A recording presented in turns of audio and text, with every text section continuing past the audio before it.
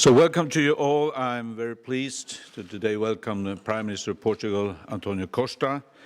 You're more than welcome. It's been a pleasure having you here. It's important, of course, for Sweden to strengthen the cooperation with our EU partners. And Portugal and Sweden have enjoyed many years of good relations. Actually, this year we are celebrating 375 years of relations, which is very good and good to also to celebrate. We have all this cooperation. We do share common views on a range of EU-related issues, which we also have discussed today. The Prime Minister Costa and I agree that we need better EU cooperation to tackle the many challenges that we have ahead of us. And foremost, that EU must be better at delivering to meet the needs of our citizens. I'm pleased that we have similar views on migration and the need for EU member states to share the responsibility for asylum-seeking refugees.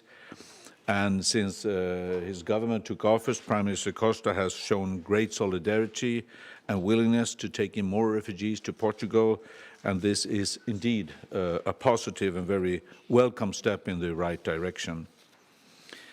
We now need to move forward on a new common European asylum system in which all EU member states have a shared responsibility, and I truly appreciate Prime Minister Costa's efforts on this issue. We have also discussed our vision of a more social Europe. It is time for a sharper focus on jobs and decent work conditions. We do need more trade, we do need a stronger single market, but we also need a fair market where we compete by increasing knowledge and education, not by lowering standards or weakening work safety regulations. I know that these are prioritized issues also for the Portuguese government, and today I have invited Prime Minister Costa to the European Social Summit that I will host here in Stockholm next year. I believe that Prime Minister Costa will bring a pragmatic perspective to growth and employment for a more social Europe. And with that, once again, I thank you for being here. I thank you for the good meeting, the dialogue, and I look forward to even more cooperation between Sweden and Portugal. Please, Prime Minister.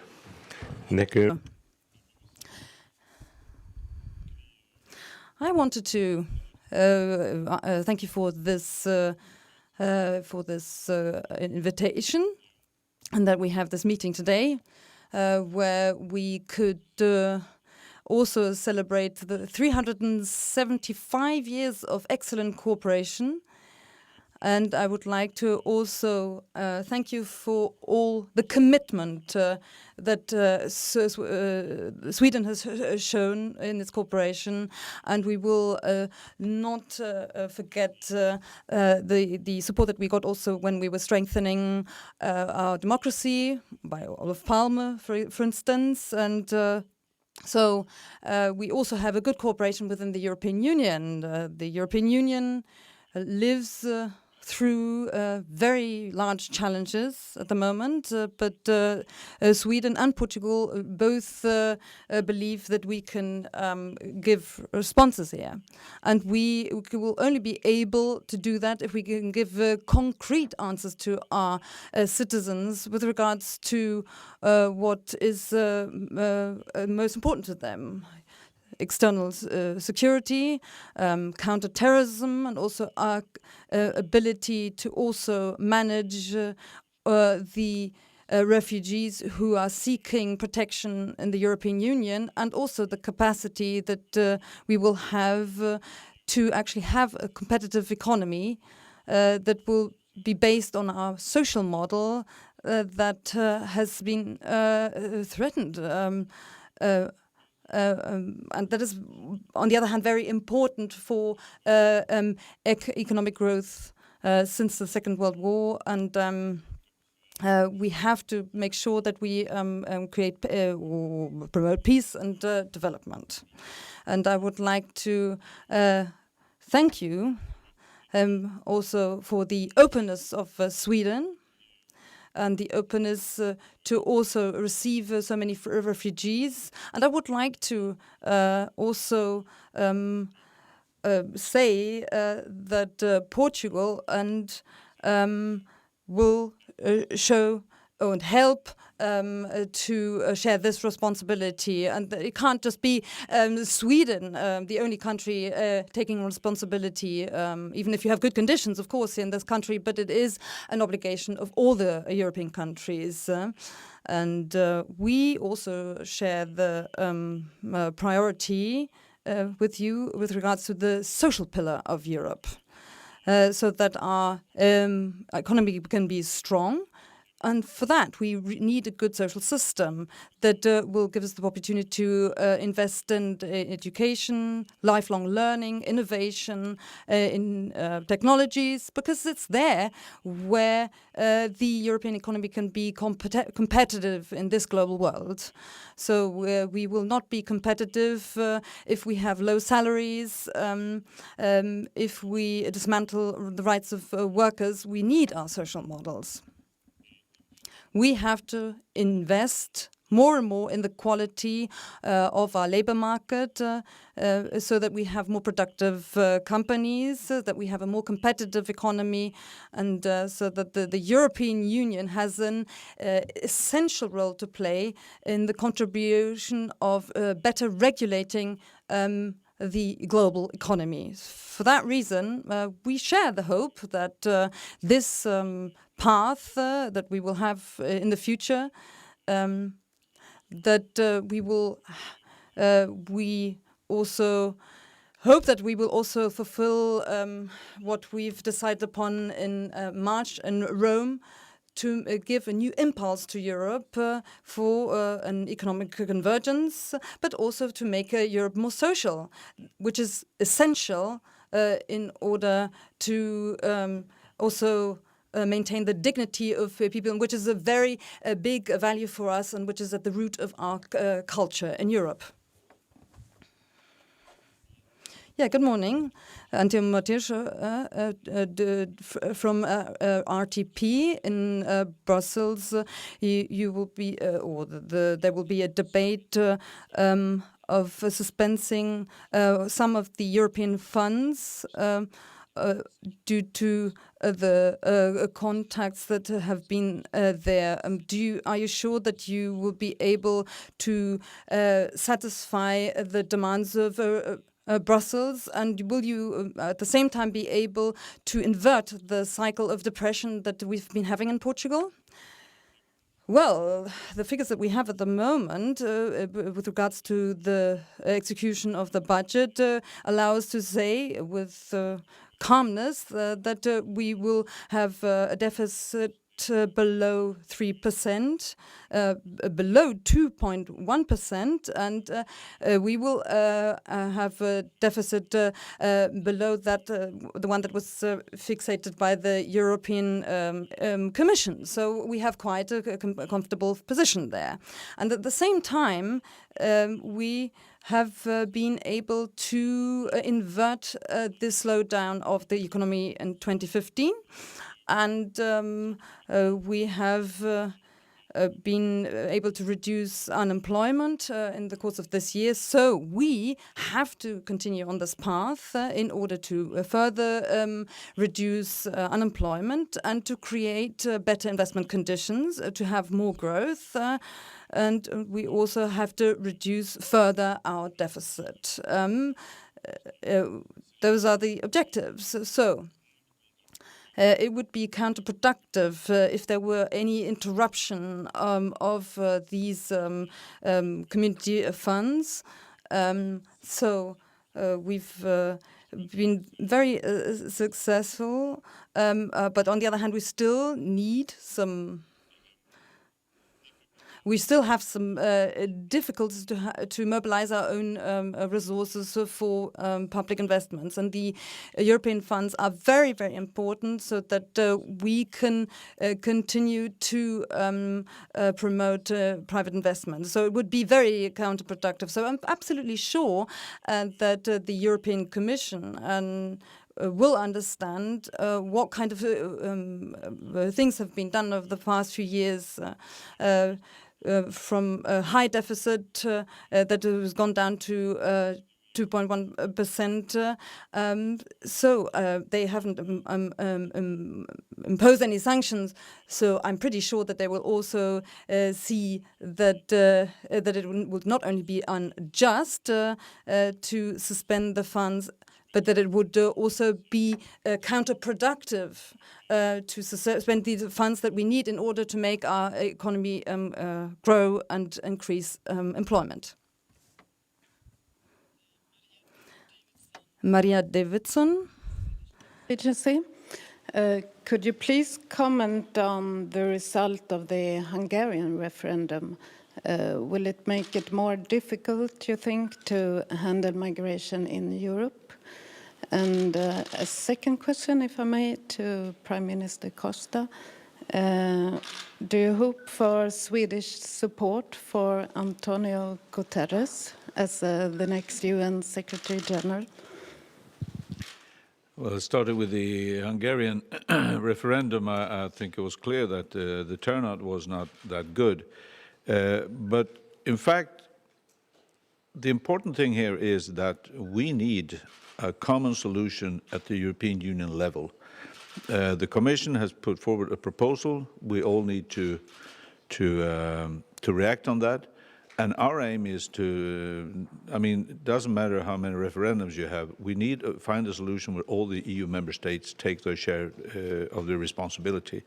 That's what we need, that is what we're working for. But I guess that the turnout was not as high as the government in Hungary expected.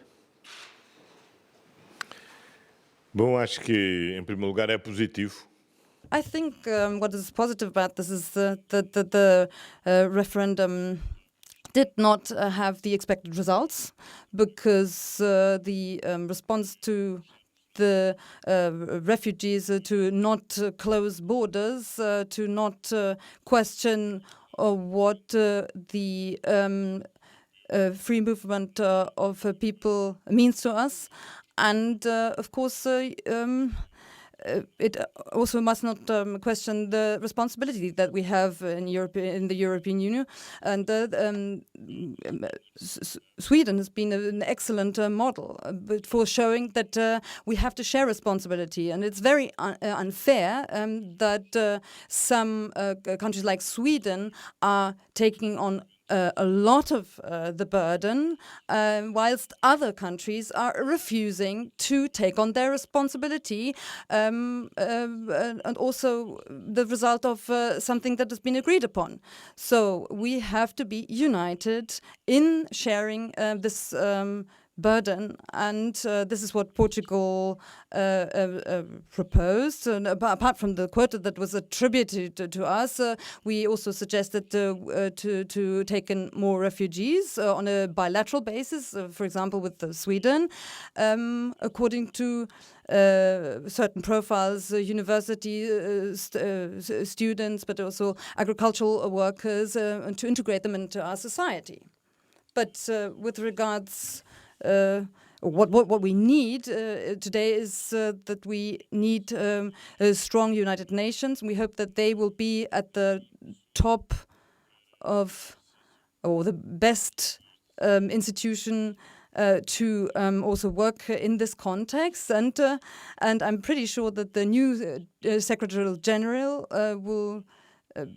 he will be an excellent person, also because of the work that he did as a Prime Minister, and also as High Commissioner for Refugees. He's got a lot of experience there, and also due to his strong commitment with some fundamental values, and also the example that he has been in terms of defending the environment, and also combating climate change, and also other fields where he's been very active in Portugal, and the commitment that he has with peace, development, and the defense of human rights. I think that makes him the best candidate, as in 5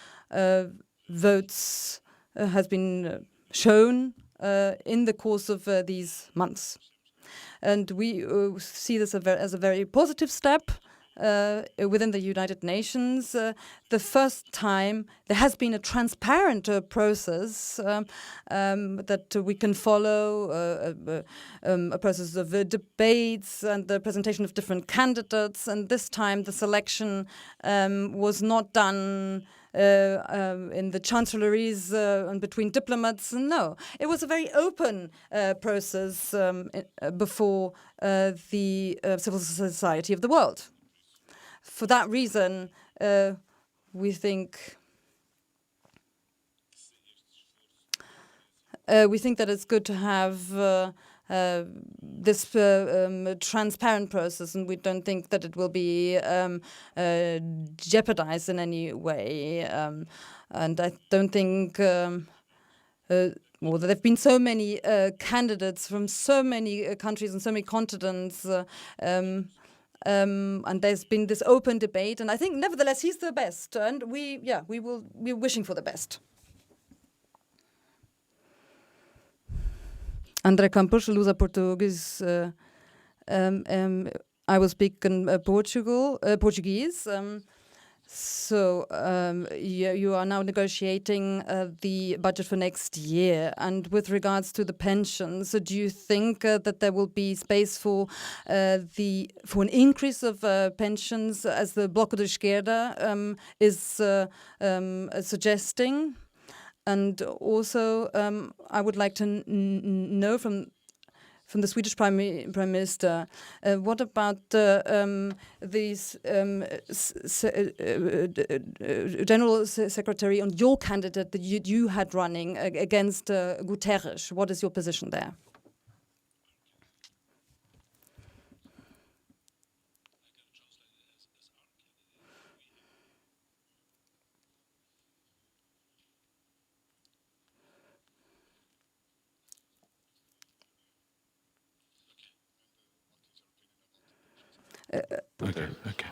Okay.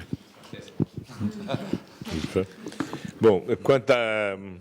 With regards to the question of the budget, we have 15 days to present the budget, and it will continue the priorities that we've had. Is the creation of revenue, and we want to improve investment conditions, and we will continue to reduce the deficit according to what we've agreed upon within the European Union.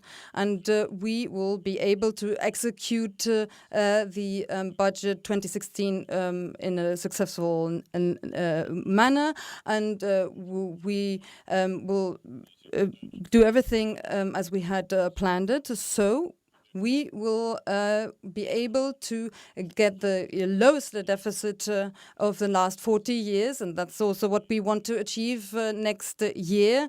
The concrete solution is we're still negotiating, and we don't have much time in order to actually present our budget and to see also what will happen to the pensions. There should be an increase, a fair increase that will also allow us, nevertheless, to stick to our obligations in terms of the budget.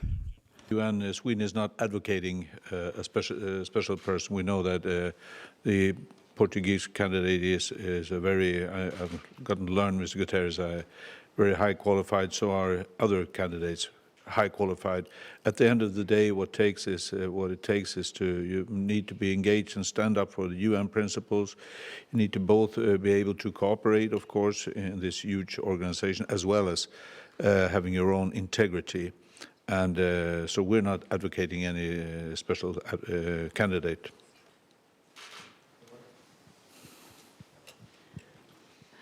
Yes, I wanted to ask if you have any comment to the timeline that was presented by Theresa May this weekend on Brexit talks, and also whether the UK has reached out in any way to hold informal talks with any of your countries, and whether you'd be open for discussing, bilaterally with the UK.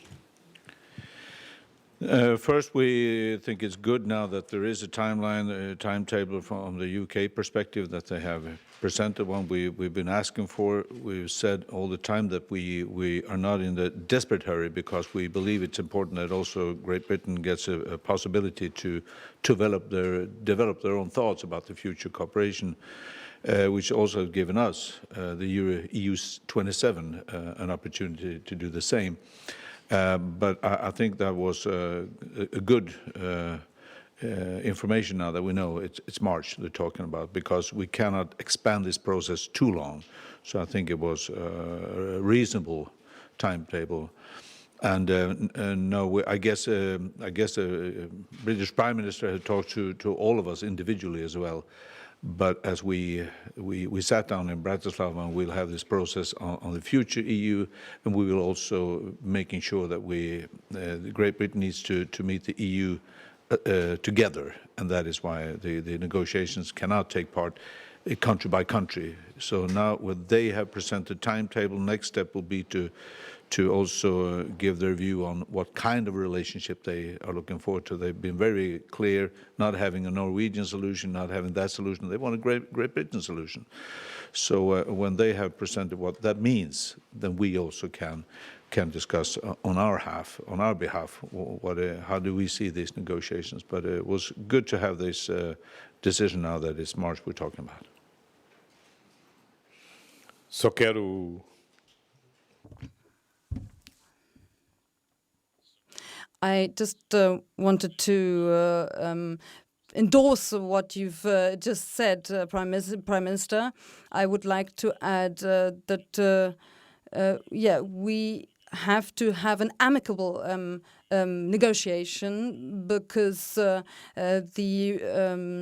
both sides have to advance as soon as possible, because the United Kingdom is a very important country within Europe, and also a very big economic partner for Europe. So we hope that negotiations will start, but that it will happen under very amicable circumstances, and that we will all be able to have a very close relationship, all of us, with the United Kingdom.